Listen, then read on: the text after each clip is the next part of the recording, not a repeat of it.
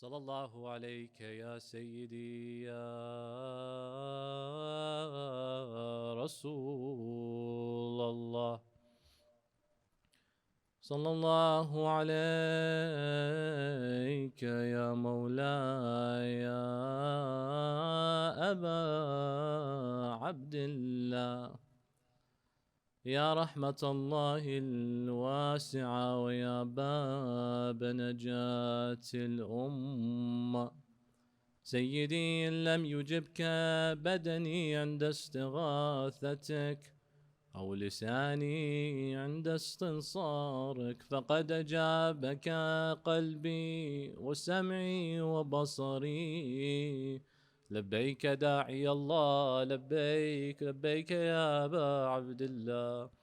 ما خاب من تمسك بكم وأمن من لجأ إليكم. يا ليتنا كنا معكم سادتي فنفوز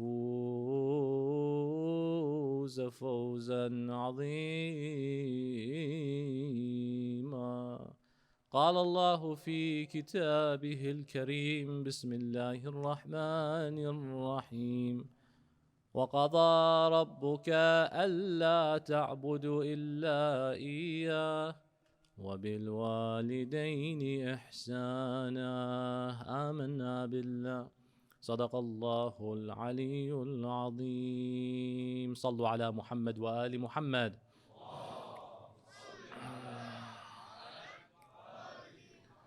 My dear respected brothers and sisters, Assalamu alaikum wa rahmatullahi wa barakatuh. When you study the life and legacy of any of the scholars of the Imams of Ahlul Bayt, the ulama, the fudala, the shuyukh, the sada, the maraja, from those who are living today or to those who have passed and to those who will come, naturally many and much credit is given to those who were their teachers, to those that paved the way for them. You will look at who taught them in the different levels of the Islamic sciences. This scholar studied under that one during Sutuh, Muqaddimat, and Bahth Kharij. But rarely is credit given where credit is due to the first marja of the marja, to the first scholar of the scholar. And that is not just the parents, but particularly the mother. Indeed, behind every single great alim was a great mom that helped nourish the alim in that tender year, when they were young, when they were little, and even from before they were born. The motherly role in raising scholars couldn't be further emphasized. Indeed, if you look at any one of our ulama, you will find that the biggest influence in their lives was that the mom at home was first teaching them, nourishing them before they were even born. Because this shows you there are steps to be done before your child is born to ensure that the path they embark on is a path of ilm, is a path of tadhiyah, is a path of sacrifice. And the world of hadith is not shy from this. We find many narrations that tell us if you wish for your child to be in a similar manner, recite this dua. When you are in early stages of pregnancy versus when you are in the later stages of pregnancy, let the husband recite the following at that womb. Some might make fun of us. Or you're preparing from now, what are you doing? What dua could you do that'll change the course of the future of this baby? We believe in the blessings and the barakat of the Holy Quran. And the Quran al-Kareem, Allah says, fihi shifa. It has a healing to it. And sometimes, if you expose that child early on, that could go a very long way.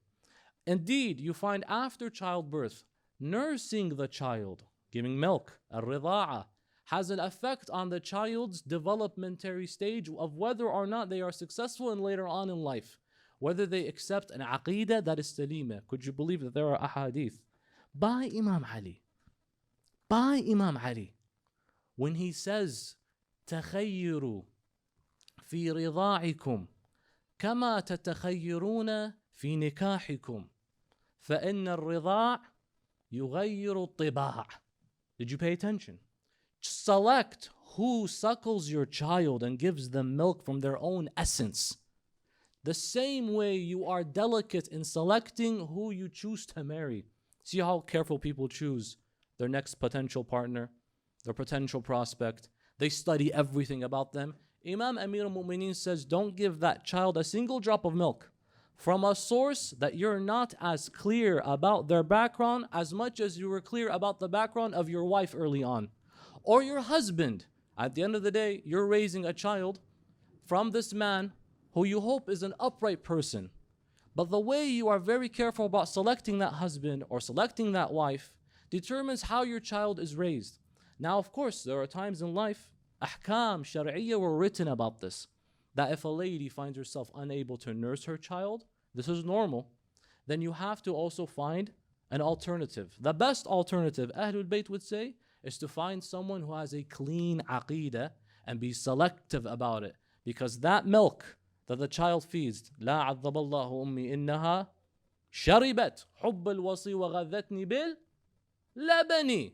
That may Allah never punish my mother, for she raised me with milk that honored Imam Ali ibn Abi Talib alayhi salam, because this goes to the bones of an individual. Indeed, every scholar behind all of them, their first marja' was mama and baba. But the first marja' was mama. How? It starts at the very beginning, brothers and sisters, that an individual can look at the examples of the ulama. Ayatollah al-Udma, al-Shaykh Ja'far al-Shushtari, one of our maraja', grand marja' deen, about 200 years ago, pioneer in Islamic fiqh, wrote the khasa'is of Sayyid al-Shuhada alayhi salam. Many of the maqatil literature, you find the poems in his work. Top quality alim. Sheikh Ja'far, he had passed away, and it appears to be the case that his mother was still living after he had passed. So his mother was a very old lady. So they came to the mom and they said, Khanum, Azzamallahu ujuruki. However, we also want to commend you. As much as we want to console you, we would like to commend you because you raised such a son. Imagine a mom here raises the marja' deen al-a'la. That's your boy. So you would tell her, we offer condolences on the loss of your son, but you should still be proud. What a son you raised. Be honored, mashallah. Do you know what Sheikh Ja'far Shushtari's mom says? She said, I'm not really happy. I'm disappointed in him. They said, Khanum, mashallah, your son was something special. What's there to be disappointed about? She said, I had higher standards for him. They said, how? I mean, he became marja' tafa. What do you want him to become, a prophet? Oh, that's the next best thing. She said, la, I am disappointed in myself because I would never suckle him. I would never give him milk except if I was on wudu. One day, I forgot. I was too tired.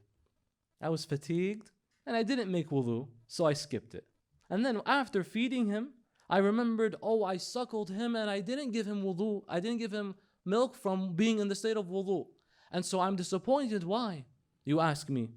It's because I intended on making him like Ja'far as-Sadiq. But because I missed that one day, I got Ja'far al-Shushtari instead. Look at the standard, mashallah. She says, I'm unhappy. But look at even the emphasis and attention.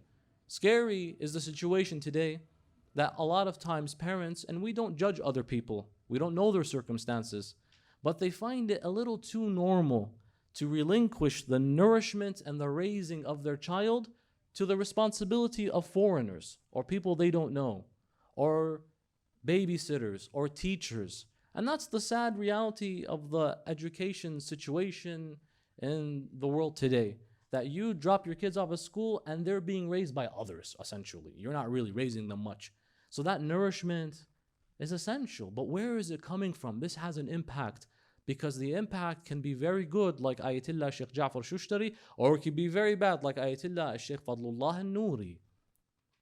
Sheikh Fadlullah al-Nuri was an alim in early 1920s, mid-20s as such. Marja' deen in Tehran. Ayatollah Sheikh Fadlullah al-Nuri, you can even look up today. Sheikh Nuri was very critical against the Pahlavi ruler of Iran. Critical against him, the father. So guess what happened to him? They hung him. They hung him in the open Tehran square. Now imagine a marja' deen is hung with his stature, old man. And there's a photo. Fadlullah al-Nuri. Type it, you'll see it later. Hung up right there, and beneath them is a crowd. The crowd are all informants, or all people part of the government, or all people part of that dynasty and affiliated. In the crowd, watching is Sheikh Ali. Sheikh Ali is Sheikh Fadlullah al-Nuri's son. Sheikh Ali al-Nuri is clapping and congratulating and passing sweets. There were onlookers that saw, and they said, is that Sheikh Fadlullah's son? Why is he celebrating his dad's execution? His dad's a marja. What's going on? They inquired his family and his siblings and everyone else, and they said, we know the source and the reason. Sheikh Fadlullah al-Nuri's wife, when she had birthed his son, she was a bit ill and was unable to nurse him. So they inquired the neighbor, and they said to the neighbor, are you able to help us? You just had given birth as well yourself. Could you nurse our child? We don't have the milk to provide him. She's not too healthy for it. Look at how the impact of just the milk and the source of the milk, look how far it goes. The lady said, no problem, bring him here. And so she nursed him for 2 solid years. They said after she had gotten too old and ill, this lady, Sheikh Fadlullah al-Nuri, went to visit her, the father, and he said, let me repeat to you the Shahadatain, please. You're in your last moments, you're on your deathbed. Say, Ashhadu an la ilaha illallah. She says, what la ilaha illallah? He said, say, Ashhadu an la ilaha illallah. Say, Ashhadu anna Muhammadur Rasulullah. She said, I don't believe in la ilaha illallah, and I don't believe in Muhammad Rasulullah. I am what you call a worshipper of the flames. And not just that, I always despised you people, you Shia, and I hated and despised your way of life and the Ahlul Bayt. She was a Nasabiyya, essentially. And then she died. They realized that she was the one nursing the kid for a long time. The impact of this is that he grew up with a maliciousness that later on affected his worldview. Some can say that, wait, can you determine how a person is based on the quality of the aqeedah, of the milk, of the person that suckled them? No, that's not fair. But that is a push, brothers and sisters. They always tell you, you are what you eat. Definitely. Because I tell you, Wallahi al-Azim, when you hear the maqtal, inshallah, very soon, Sayyid al-Shuhada, his first speech to the Qawm on the 10th of Muharram, he looks at them, he says, Allah has sealed your hearts. And then Allah has struck your example to the kuffar. And then he says, وَلَقَدْ مُلِئَتْ بُطُونُكُم مِّنَ الْحَرَامِ وَطُبِعَ عَلَى قُلُوبِكُمْ. That your hearts, your stomachs have been filled with haram. Haram food can go a very long way in someone because it affects a person's spirituality. Don't undermine the effects of nourishment. That's you as an adult eating haram. It can be the difference between finding yourself complacent and finding it normal to kill the family of Rasulullah. That's you as an adult. How about when you're a baby and the impressionable years and the formidable years and those critical years? The nourishment doesn't just go from the food. It's also their surroundings and their environment. That's why many of the ulama and many of the maraji', they would say, and their stories are, that our mothers would only read surah of the Holy Quran in the stages of pregnancy. They would say if they want the child to be beautiful inside and out, that the mother is encouraged to recite Surah Yusuf very much. Surah Yasin for protection while she's in the state of pregnancy. There are certain Salafis, their mothers recited Surah Al-Jinn possibly, or Dukhan, or Shaitan, or whatever, Munafiqun. In this juncture, all the surah are very blessed, of course. Any surah you recite is barakah and tawfiq. But in this juncture, reciting anything that has the dhikr of Allah can affect the process of birth. It really can, especially in those formidable, impressionable years. Moving on from that, when the child is present, you want them to be on a path of ilm, you have to follow the 3-phase process of Rasulullah. He says that as-sabiyyu sayyidun sab'i sinin. That the young child, girl or boy, is a sayyid. Treat them like royalty. For the first 7 years, let them do whatever they like. Let them do whatever they like. وَعَبْدٌ سَبْعِ سِنِينَ. Then after that 7, they have to be subservient. They need to be disciplined. They need to be behaved, akin to that of a servant to their master. Abdun sab'i sinin. Then he says, وَوَزِيرٌ sab'i sinin. Then from there on, the next 7, let's say for about 14 and up, they have to be someone you can consult, like a wazir, like someone that's an advisor. And then Rasulullah says, if after that you're happy, stay with them as a companion until you move on. Let them be your best friend. And there's no shame in saying that my best friend is my mom and my dad. Who is a better friend than someone that has been with you through thick and thin, who strived and struggled with you? Don't be ashamed to say, that's my dad and I'm proud of him. That's my mom and I'm proud of her. The sacrifices she goes through, the silent pain that she feels, but she doesn't want to express because she wants to make sure you're happy. Rasulullah, how much pain did he go through? Jabir bin Abdullah al-Ansari says, I entered upon him and I see him with Hassan and Hussein on his back. And so I joked, Ya Rasulullah, oh Hassan and Hussein. I really don't think it's the most befitting joke he said, but he said, Ni'mal jamal jamalukuma. What an amazing steed and ride. And jamal, you know, is camel. What an amazing ride that you have, that you're riding, because they're on top of the back of the Prophet. And by the way, this is Rasulullah amidst Badr, Uhud, Khandaq, Khaybar, Hunayn, backstabbing. The Jews of Medina want to assassinate him left and right and every single day. And he's still finding this moment to play around on his back with Hassan and Hussein. You would think the Prophet would be insulting back. Ya Jabir, that's what are you talking about calling me that? He looks back and he says, Bal wa ni'mal rakibahuma. What a blessed two that I have that are on my back that are riding. How blessed am I that they are the ones on my back. He shows the tenderness in those nourishing, critical, formidable years, is that it's very necessary to be a bit playful, to play around. And there was that incident where Al-Agra' ibn al-Habis, some of these mothers gave the ugliest names. Al-Agra', the bald-headed one, comes up and he sees Rasulullah kissing Al-Hasan and Hussein. And he says, Ya Rasulullah, Ana al-Agra' ibn al-Habis. I have 10 sons, Allah has blessed me. I never once kissed them. Rasulullah said 2 beautiful lines. Ya al-Agra', irham turham. Have some mercy, Allah will have mercy upon you. You have 10 sons and you don't show them love. Why? Because some fathers and dads believe that the best way to raise a son is to have tough love. Ya akhi, everyone in life wants some sort of tenderness, some calmness, and the biggest inspiration is your dad. That dad can be a bit rough, but you got to remember, it comes from a positive place. It's not the case that he's birthed you and he says, I just want to hurt you for no reason. He genuinely may think and believe that he's doing a good job, but it might be rubbing off the wrong way.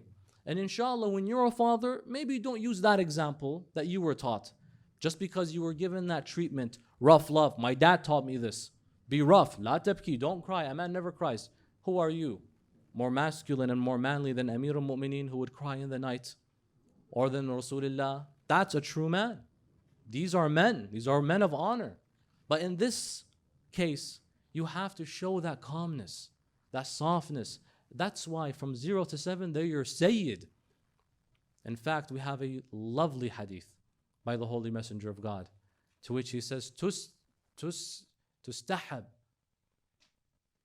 that it's recommended to have your child be wakih, be a bit mischievous in their early years, fi sughurihi, liyakuna haliman fi kibirihi. That it's recommended, tustahab, that they are a bit mischievous in their early years, because later on when they become older, they'll be a bit more mature.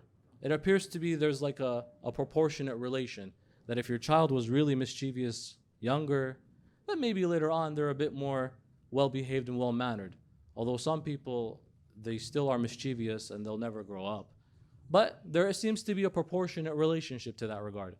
I remember hearing that Al-Allama Al-Hilli, we had spoken about Al-Allama and his sacrifices and contribution to the legacy of Islamic scholarship. Al-Allama, وَمَا أَدْرَاكُمْ Al-Allama. Al-Allama was, as we might say, low-key a mujtahid before he became baligh. He was a legit scholar before he became obligated to follow any ahkam and taklif. He was that bright. And we call this, by the way, mumayyiz. That there are children, they're not obligated to do any ahkam. They're not mukallaf. And taklif for boys is when they straight up hit puberty, when they become physically mature. Only then do they have to now follow everything else, except if they're mumayyiz. Mumayyiz just means that they are special, they are cognizant, they understand, they are aware of their responsibilities. Al-Allam al-Hilli was as such. So sometimes he would get into problems with his dad. You hear about Avra Marja getting in problems with his dad? Only when he's a little kid. He gets into problems, let's say he's jumping around, he's merrymaking, he's going around, he's running around, there's a guest in the house. We might be speaking from experience, and then dad gets mad, what are you doing? We have a guest, and you're just jumping and running around, and you're a little boy.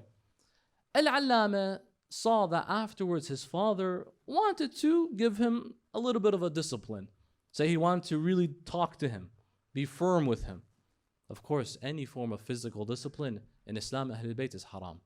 We have a hadith, لا تضرب ولا تضرب الوجه. And don't hit a person's face, and don't even strike. And don't strike fear onto your young ones. For their dua is always going to be mustajab, is always responded to by Allah.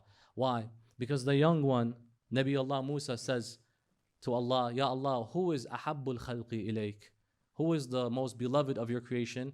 He says, those who love the young children and tend to their needs. He says, why? He says, because I have instilled my fitrah in young children. I put my fitrah in them. Meaning young children are just pure. That's why a young child, if they were to return to Allah, they return straight to Jannah. They're clean. They're ma'soom. Allah didn't expect anything on them. Al-Allama, in this case, would mess around. His father wants to catch him. So he apparently has a habit of running like this, running around. So his father begins to want to get him. He's running after him. So now imagine this. The kid's running and the dad's running after him. The problem is Al-Allama is an Allama when he's a kid. So he knows that what am I going to do? Which card could I pull to get my dad to stop chasing me? He remembers that there are certain verses in the Quran called Ayat al-Sajda. You know which verses these are. An-Najm, Alaq, Qaf, Sajda. In these surah, there's a verse, all these 4 chapters, there's one verse. If you were to recite it, according to our ulama, it's wajib to do sujood. It's wajib to do, but not just the one reciting, the one listening as well. I remember seeing, don't judge me, I was watching a volleyball match in Iran. And it was raining, so it was open. So the stadium was open and it was raining, so it was all mud. And the men that are playing, right, they're just playing around. Before they began the match, it was halftime, they played Quran. MashaAllah, certain countries, they'll play halftime the most haram. There are other places, they'll play Quran. Okay, that's fun. So they're playing Quran. For some reason, I don't know why, the guy had to pick a surah from Surah Sajda. And it had to be that ayah. So as the reciters are reciting, people are noticing, wait a minute, there's going to be a wajib sajda here.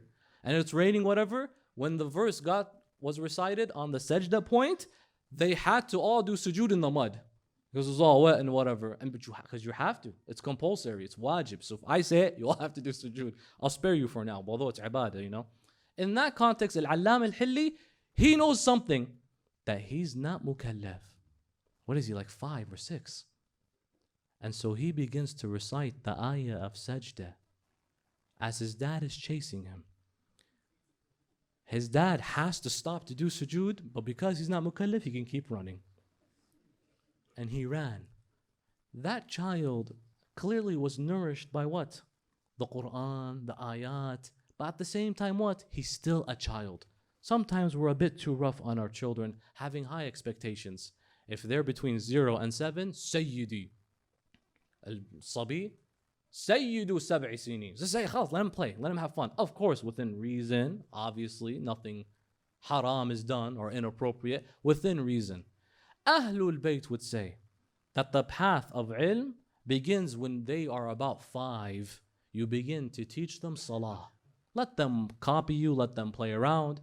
Some people are a bit too rough on high expectation when it comes to salah for their early ones. You're not better than Rasulullah as he's praying and Hassan and Hussein jump on his back beautifully. It's a beautiful example, brothers and sisters. And I'd like to take you to an underappreciated segment of our society that some might feel a bit disenfranchised regarding. That is single mothers. Motherhood is very critical, but some feel that they have the shorter end of the stick because life wasn't typical, it wasn't ideal, and I ended up being a single mom. Am I able to raise a successful child? Because the nuclear family, even science clearly and all data has established, is the most optimal family to have a healthy life. It's the most optimal. But does that mean it's the only way to have a healthy life? La. And sometimes these are the most neglected people in our society, unfortunately. And it could be in no part to her fault. But because she happens to be a single mom, she becomes a pariah, unfortunately. Shame on those who judge or are judgmental to people who have already dealt with so much problem. And even if they're part of the equation to the mess that led to a split and now she has to raise a child, it's not easy out there. And let me just remind you that among the greatest people in existence were raised by single moms. Who raised Rasulullah sallallahu alayhi wa alayhi besides only a Sayyidah Amina bint Wahab? Rasulullah's father Abdullah had passed and his mother raised him. Single mom raises the greatest man in existence. Musa bin Imran, his father was gone and he's raised by Asiya. What, Fir'aun didn't raise him. Fir'aun worships himself. Asiya bint Muzahim, Fir'aun's wife, raises him. Isa ibn Maryam doesn't even have a dad. Raised by who? As-Sayyid al-Adhra, Maryam, Sayyidatu Nisa, Alamiha.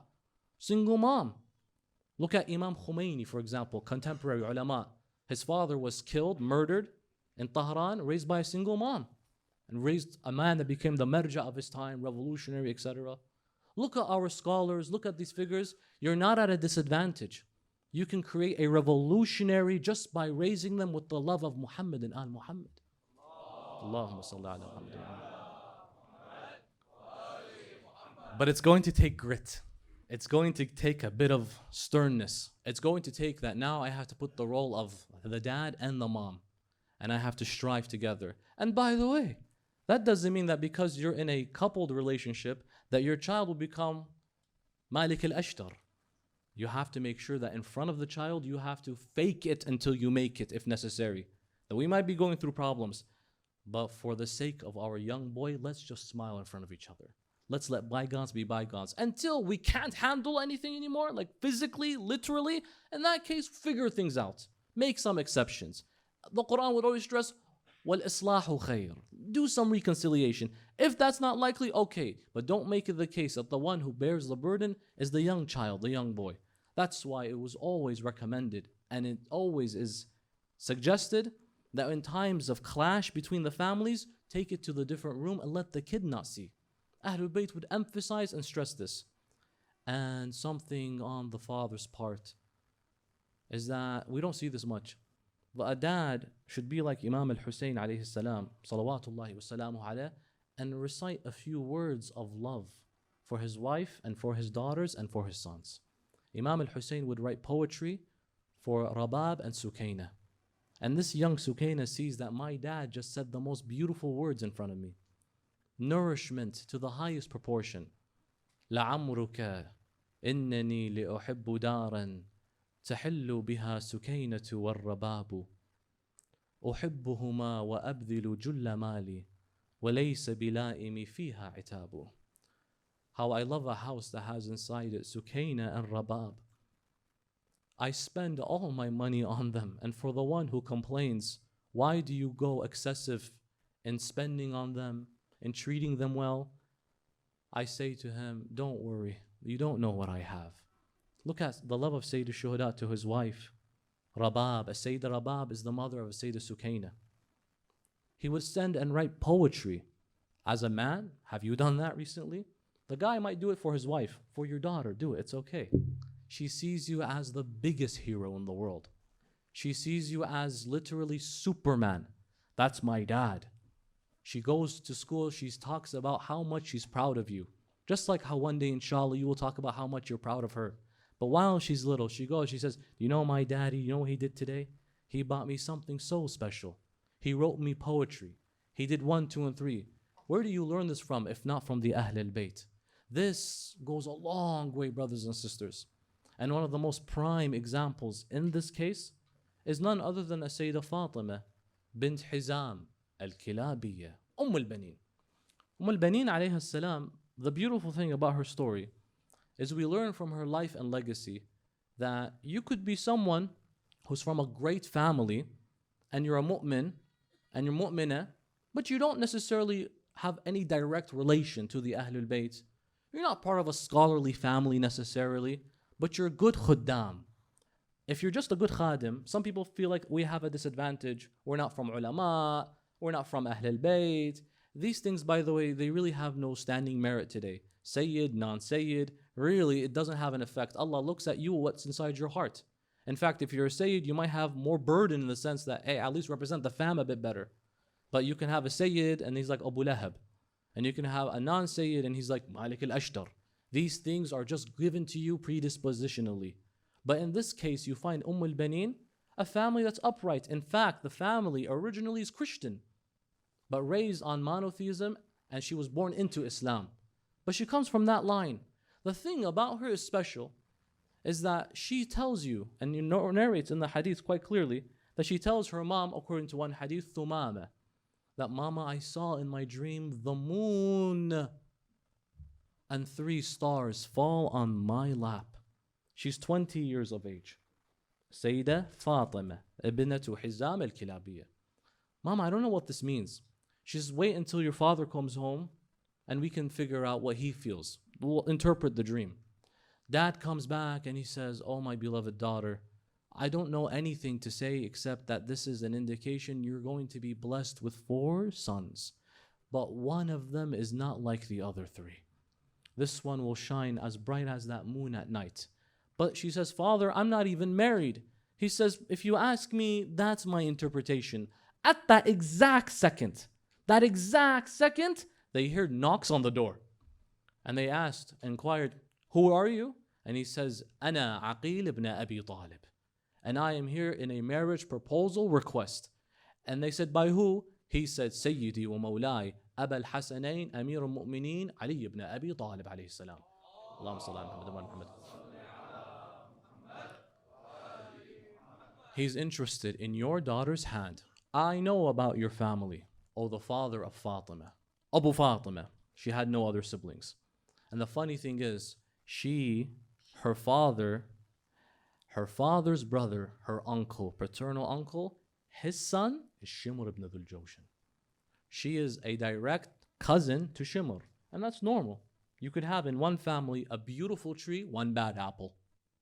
But you can have in a very bad tree, one good apple. We don't judge.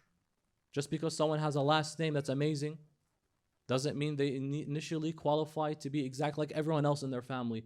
In this religion, I said this before, you earn your respect through merit, not marriage. In this case, the father says, let me see what she has to say.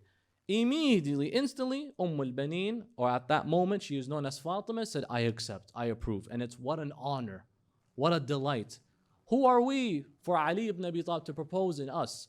The thing is, Imam Amir al-Mu'mineen inquired for his brother Aqil to find him a good wife. Even though he's the Mawla, he's the Caliph, he's everything there is to be, he wants to ensure that I need a particular group of people where their family is known to be ferocious warriors. I want a wife who will birth me a son, and he specifically said, Ya Aqil, find me a wife. وَلَدَتْهَا الْفَحُولَةُ مِنَ الْعَرَبِ. I need her to have been born from the most brave and ferocious of the Arab. Why, Ya Abul Hassan? Imam Amir al-Mu'mineen doesn't necessarily say the reason, but many of the expositions indicate Imam Ali alayhi salam is looking ahead of time, and he is seeing, after hearing from Rasulullah that the Ummah will kill Abu Abdullah, he wants to make sure there is someone who will be his backbone. But I need him to be his protector and guardian, to be his shield and aid. And that shield and aid can't just be strong. I need him to be a muwahhid. That's why later on, As-Sayyida Al-Tahira al-Banin, she gives birth to the first of them, Qamar Bani Hashim, Hamil al-Liwa, Abul Fadl al-Abbas. Then she has Abdullah ibn Ali ibn Abi Talib. Then She has Uthman ibn Amir al-Mu'mineen Ali ibn. Then she has Ja'far ibn Ali ibn Abi Talib. The moon surrounding the stars. She has these 4 kids. And she raises them in a very unique manner. Number one, she says, listen, I know you're his half-brother, Al-Hussein. Wal-Hassan, you are their servant. And you say to him, Sayyidi wa Mawlai, can't call him Akhi. I make a fatwa on you. Don't call him Akhi. Says why? Says because he's your hujjah and your imam. You're beneath him to say brother, brother, brother. And you know only one time he called him brother. That's his final moment. That's his dying breath. She raises him in that regard. Imam Ali begins to pupil him. He's raised in his tenureship. Imam Ali is his mentor. He's his pupil. He's raised in that household. From physical worlds, Imam Amir al-Mu'minin teaches him fighting. Abul Fadl Abbas. Because that's his point. That's his purpose in life, essentially. That's why he came to this dunya. And on one hand, he teaches him aqa'id, the theology, the belief, the wilayah of Ahlul Bayt, the Quran, such that when you look at Abul Fadl, today you ask Abul Fadl, what about his intellectuality could you tell me? Immediately say this hadith. Immediately say that there's a hadith by Imam al-Sadiq that says, كَانَ عَمُّنَا الْعَبَّاسِ نَافِذَ الْبَصِيرَةِ صُلْبُ الْإِيمَانِ. That wallah, our uncle Abbas had piercing foresight. Basira is different than basar. Basar is eyes, sight. Basira is insight. May Allah take away all the absar if there's no basira. People watch genocide and babies dying in front of their eyes on their iPhone, on their Instagram stories. But they don't have a heart to at least break for that. They don't. They have eyes, but they're blinded in the heart. Yet there are those who have nothing in life, but their heart hurts when they see someone calling out, help, is there anyone to help? Abul Fadl al-Abbas is blessed with the best of both worlds. Imam al-Sadiq says, wallah, my uncle Abbas had piercing foresight. The amazing thing is, he says, sulbul iman. Salb means rigid, firm. Faith unshakable. And do you know what unshakable faith means? These are not just accolades we're throwing. Abul Fadl, very nice, very strong, smart man. Look, Sulbul Iman means that he's one man standing in front of 30,000, and you know what he says? I'm not scared. He says, I'm not scared. And that means that let the peer pressure of society, I want you to be Abbas from now on. If 30,000 people are telling you, do haram, say no, that's it. Be like my role model is Abul Fadl. If Abul Fadl, all he had to do is say yes. In fact, Shumar ibn Dhil Jawshan comes to him with an offer of freedom. We're going to give you immunity. You are my relative. Abbas, Abdullah, Uthman, Ja'far, come here and leave your brother. You will live. Abul Fadl says a reply that is unlike anything you've ever seen. He says, you want me to leave Hussein ibn Ali and join you just so I live for another few years? And what will I say to Fatima al-Zahra on the Day of Judgment? How do I answer that?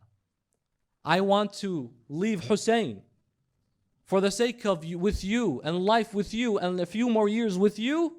Never will I leave Abu Abdullah al-Hussein. Never will I leave his side. And from now on, he looks at his 3 brothers. He says, Abdullah, Ja'far, Uthman, go. Go and fight and make me proud. And they said to him, Sam'an wa ta'an. Done. 3 of them, they stood side by side. These are the sons of Imam Ali and al-Banin. al-Banin, as you know, stayed in Medina. Abul Fadl al-Abbas, he sends and dispatches his 3 brothers first. I want you to know something. I don't know how hard it was for Abul Fadl to still stand there with Imam al-Hussein after he saw Qasim being torn limb to limb. Because if a young boy who's 13, 14 can give his life, and Abul Fadl is 30, and he is broad and strong and powerful, and in Siffin they all ran away in the hundreds, and he has to still watch. Why does he have to watch? Because Imam al-Hussein says, if you fall, my back has broken. If you leave, my back breaks, Ya Abul Fadl. And you're my brother. And I can't handle losing you. And it kills me that I know you want to go and die. But if you die, Ya Aba al-Fadl, how will I ever stand when I know there is no back to support me? It must have killed him. The fact that he saw Akbar with the spear to his heart. And he had to stay back like this. Because Abu Abdullah says, I need you to stay as the hamil of the liwa. Because so long as that flag is in the sky, Abu al-Fadl, so long as you hold it, we're in good shape. Abu al-Fadl is the alim al-akmal. He is the full, complete alim. He is the greatest scholar to have ever lived outside of the ma'sumin.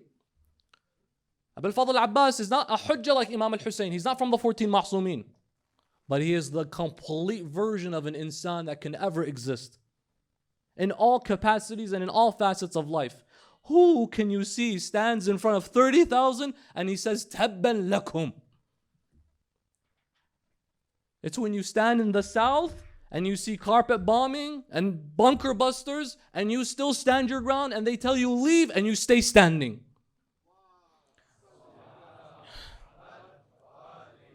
And you stay standing. It's when the whole world goes after one. Do you know what one man means? It means I represent everything you hate. And so you send everything you hate at me. That's Abu al-Fadl, and that's our men, that's our people. That's our women, and that's our men right here. When Abu al-Fadl Abbas is your example, nothing can shake you because you are sulb al-Iman. They tell you, hey, join us. A gathering of haram, but it's going to be fun. Say, my role model is Abu al-Fadl Abbas. I'll never do that. If he can stand unwavering to injustice against 30,000, one man saying no, I can do this today. They want to compel you, throw off the hijab. What's the big deal? This is cloth. My role model is Zainab. Who, when I see Abbas suffering, Zainab was the last to see all of this. And she went to Sham and back to Sham. I can't understand how a man could handle that. A lady like Zainab alayhi salam, how she survived, Allahu a'lam. Allahu a'lam. It's from the hikmah of Allah that she's in Karbala. From the hikmah of Allah, Imam Hussein says, al-Banin, you have to stay behind. My young daughter, you have to stay behind. Zainab, you have to come with me. Because Imam knows that the final destination is not the outskirts of Kufa. It's going to be Sham for these women. And the only one that can handle is you, Ya Hawra. It gets to a point where Abu al-Fadl Abbas, after he sees his brothers all go out, one of them fights, and Abu al-Fadl watches. That's all he does. He just watches. He watches and he sees his brother that he was raised with. al-Banin told him, be careful. That's your brother and take care of him. But all of you, be careful for Hussein. Abdullah dies. Uthman dies. Ja'far, when he fell, this is the youngest brother of Abu al-Fadl. When he fell, Shimar ibn Dhul Jawshan went to him and he's on the floor. He's already died. But the problem with some of these shayateen is that they're not happy that you just died. They want to make a message out of you. And you've seen them today. You've seen them. They don't care if you're dead. They want to make sure that the building falls on you. You've already killed the person. Why hit the refugee camp? Why? Why? Why hit a hospital? Why? Why hit a kindergarten school? I wonder why. You want to make a statement? Shimar ibn Dhul Jawshan was their first one to make the statement. He goes to the body of Ja'far, son of Ali ibn Abi Talib, son of al-Banin. Abu al-Fadl has to watch his brother, and he goes and he cuts his head off. And he takes it to Umar ibn Sa'd and he says, I want my reward now. I want it now. Give it to me right now. He says, your reward is with Ibn Ziyad, not right now. Because these people, they're after money. That's all they want. He says, give me it now. And that's exactly the shayateen that you see from now until Yawm al-Qiyamah. If you just keep giving us money, we'll be happy. Give it to me now. He says, no. Until after the last brother falls, Abu al-Fadl Abbas says, I can't wait anymore. How much patience does Abu al-Fadl have? That he says, I've lost patience. He goes to Imam al-Hussein alayhi salam. When Abu al-Fadl al-Abbas, just remember one thing, when he was born, Imam Ali ibn Abi Talib kissed his hands. He kissed the young baby of Abu al-Fadl al-Abbas, he kissed his hands. Then he moves on. Imam al-Hassan alayhi salam, Abu al-Fadl goes to his body as he's poisoned from the poison of Ju'da bint al-Ash'ath. Abu al-Fadl is over his body. Imam al-Hassan grabs his hands and he kisses his hands. Who are you that 3 mahsumeen kiss your hands? Who's the third one? Imam al-Hussein alayhi salam kisses his hands. But where does he kiss his hands? He kisses the hand that he finds on the floor. He kisses the left hand that he finds by the river. Imam Zayn al-Abidin alayhi salam, when he comes back from Sham, Banu Asad say, we see him picking something from the floor. And he puts it to his lips and to his forehead. And he puts it into the container that he has, the carrier. And we saw that it was the left hand of someone. We didn't know who it was. And then he goes to the river and he picks up another hand. And another hand, and he picks up a finger. And he says, this is the sub of my father, Aba Abdullah al-Husayn. Imam Zayn al-Abidin collects all of the limbs because I wonder how much they sliced them up to pieces. Ayatollah Sayyid Muhsin al-Hakim says that they gave me permission to go to the qabr of Abu al-Fadl in the basement. When I went to the grave of Abu al-Fadl al-Abbas, I saw that the grave was small. I inquired and they said, we thought Abu al-Fadl was tall. Why is his grave small? I replied, I wonder how much they cut him to pieces so that they just put his body bit by bit.